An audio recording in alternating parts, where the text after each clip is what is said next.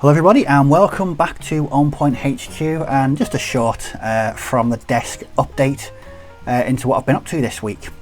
Now the main subject of today's video will be Shelf of Abandoned Project. That's the name I give to it. I'm pretty sure you all have similar names to these mystical places. For me it's the shelves and the windowsill where projects go when they've been long abandoned or long forgotten, or I've been distracted by something new and shiny. I want to make space, so they end up on the shelf of abandoned projects. Well, with this current situation, I've been taking more and more looks at my shelf of abandoned projects, and I've actually been working on things from there, so they're no longer abandoned projects. So what I thought I'd do would just be to run through a couple of the things that I've been working on this week. It's a bit of an eclectic mix. I'll be completely honest. And if you can hear a strange whirring in the background, it's my laptop. For some reason today, it's developed a mind of its own, and the fan is going a bit mad. I'll put it that way. It seems to have a life of its own. Hopefully, we'll be able to pick up anything, but I know it's there. Anyway, enough waffle. On with the figures. So I'll just mess around with the camera, get a bit of autofocus going on here. I think that might be okay. So we'll start with a bit of sanity and some bolt action. So if you've seen any of the other videos, I've been restoring my bolt action French army, and this week I've painted or repainted the first 5 of my Senegalese colonial troops. Again, these have turned out, considering I'm repainting and overpainting, they're coming out okay. Very, very basic tabletop standard, which is what I aim for, but they're no great shakes really, just repainted these. Very nice figures actually. I've mentioned before that some of the other French infantry are showing their age somewhat compared to some other figures, or the newer figures, but no, these colonial troops really quite nice. As you can see, I've stuck with the basing that I've been doing on all my other French, so lots of static grass, lots of clump foliage, to give it a really rural, rustic look that I'm aiming for. So there's a dude with an SMG. Again, there's the base, and there we go. Didn't actually take that long to repaint these. I think over the course of a night, I block painted them over the course of a night, and then did all the inking and the details the next day. So as far as the French goes, I think I've only got 25 infantry left, and the other 75 mil.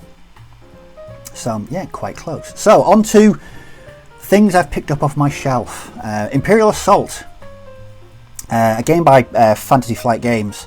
It's a board game stroke skirmish game. About 2015, me and Ian, I don't know why, but we both went out and we bought a shed load of it. I never actually used it ever. I mean ever played a game of Imperial Assault. But the figures, that was half the fun for me, because I absolutely love Star Wars. I'm born in the 70s, grew up in the 80s, so I'm of that era. I was a Star Wars kid, and I'm a Star Wars adult. So this was a great opportunity to paint some Star Wars figures. I know the more playing pieces than figures, so the plastic is a bit odd. Now I originally painted these again in 2015 really badly. So this week I have been repainting them. First up, we had the man himself. It's Han Solo. I love the pose on this figure. It's just a classic Han Solo pose. Again, weird plastic. It's quite bendy. But for essentially playing pieces, they're quite detailed. I think if you get a lick of paint on them, they come out quite well. Now these were the last figures. His Luke in his A New Hope get up there. His farm boy outfit. These were the last figures I actually primed using a spray can. I remember this because it was a day off from work, and I thought I couldn't be bothered going downstairs to the communal car park to spray them. So I thought, what possible harm could be done in priming them in a box in my living room? Well, a lot of harm, as I found out. The flat stunk like a factory for 2 days. I developed a monstrous headache. I had to go for a walk to clear my head, and for the rest of the afternoon I had a sudden urge to listen to the Grateful Dead and eat Pringles. So I never repeated the let's spray in the living room in a box trick. I did it so you don't have to, so please take heed. Anyway, this is I know they've released a Bosk figure specifically for the game, but I love the bounty hunters in Star Wars. In the expanded universe, the bounty hunter books are the best. So I painted this Trandoshan bounty hunter up as my favourite Bosk. It's not actually my favourite, my second favourite. My favourite is Boba Fett, obviously, but this is Bosk painted up to look like Bosk. Painting yellow, I despise it, but I think that's turned out quite well. Yellow, white and red all in one figure. What was I thinking? And last but not least is the Wookiee himself. It's Chewbacca with his bowcaster. Again, they're quite basic figures, but I think get some paint on them and they look okay. Yeah. The basing, I've kept the basing really simple, because, like I say, Imperial Assault, it's played on a board, mostly inside. So I've just gone to keeping the bases kind of, you know, grey, metallic, with a few bits of, I don't know what it is, detritus, debris, just thrown on there, painted and rusted up. Yep, so that's Imperial Assault. Another thing that I've been working on is Gaslands. I believe this is by Osprey Games, and it's a future vehicle, a futuristic kind of post-apocalyptic car combat game. There's no figures for it, so all you do is just go out and buy toy cars and modify them, and that's what I did. These are Hot Wheels, and I just basically went through a bits box and I went a bit mad on it. I mean, I've added you know, bits of engine, extra plate, machine gun on the top, the metal grill over the windows, give it a really stinky paint job, a bit of weathering, jobs are good. This is the one I'm currently working on. This is the one that rekindled my interest.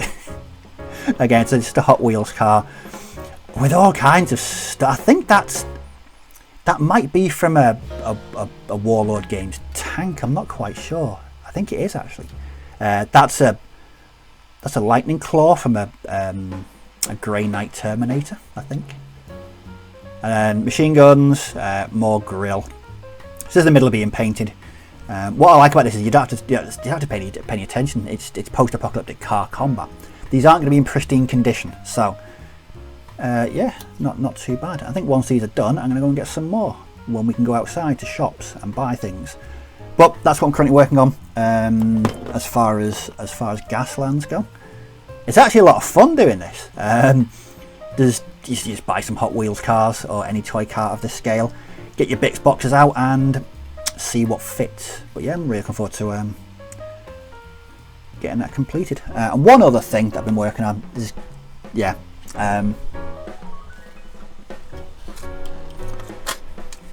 scale modelling. I don't normally do, but this is a 1/35th scale striker support vehicle,